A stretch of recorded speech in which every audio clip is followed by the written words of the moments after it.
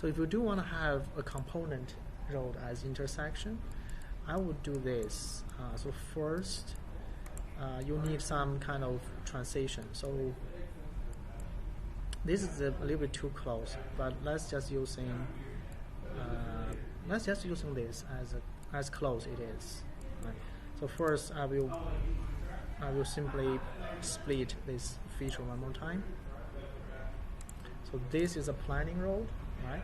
And this is a component road. So here I'm gonna convert into component node. Okay.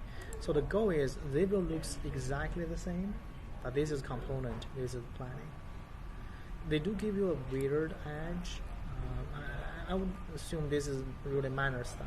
I wouldn't worry too much. So this is the tricky part, right? Same thing here. Just make sure you break that apart.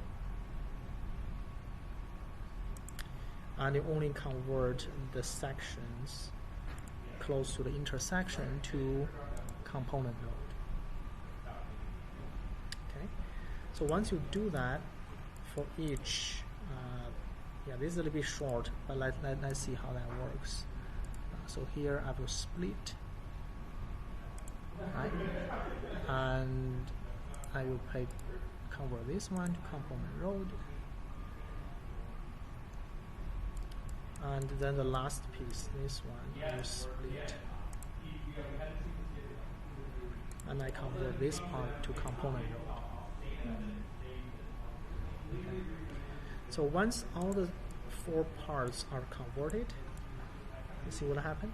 Yeah, it automatically generates the radius. Yes. So you have exactly the same control as other component roles. You can adjust the radius. You don't really need the transition because the transition is a little bit too. This purple bar, you won't be able to drag too much because we just split right here. There's no extension anymore. But if you break this really far away, then you could drag this purple bar all the way to get this triangle. But if the goal is just create a smooth corner, this is the easiest way and cheap way. It does give you that kind of same feeling. This is a really tiny section of component road. Do you see that? If I click, right, you can see the grid. So that means this is a component road. But if you click this part, you don't see the grid. So this is the planning road. See the difference? So only this tiny section is a component road. And beyond this point is the intersection.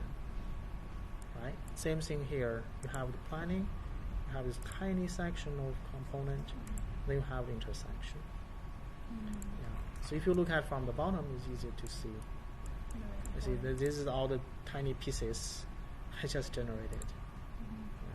So I assume this would be okay, but we have to test in the Doring simulator to see if you can drive through this without a weird thing happen.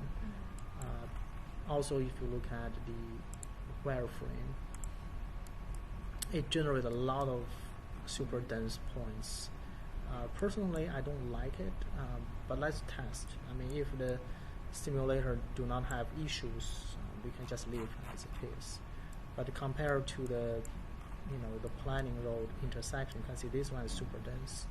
If I just do a planning road intersection, you won't see that weird. See here, that's a typical intersection, right? You see, there's only got this limited number of triangles, but here, see how dense it is.